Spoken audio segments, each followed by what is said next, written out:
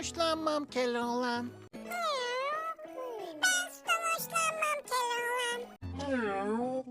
Ben sütten hoşlanmam Keloğlan. Ben sütten hoşlanmam Keloğlan. Ben sütten hoşlanmam Keloğlan. Ben sütten hoşlanmam Keloğlan. Ben sütten hoşlanmam Keloğlan. Ben sütten hoşlanmam Keloğlan. Ben sütten hoşlanmam Keloğlan. Ben sütten hoşlanmam Keloğlan. Ben sütten hoşlanmam Keloğlan. Ben sütten hoşlanmam Keloğlan. Ben sütten hoşlanmam Keloğlan. Ben sütten hoşlanmam Keloğlan.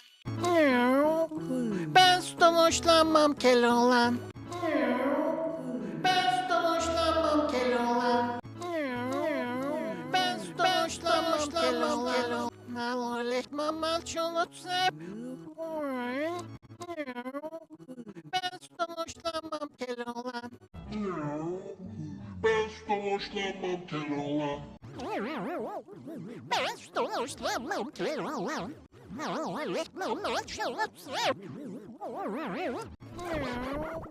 Ben sütten hoşlanmam Keloğlan.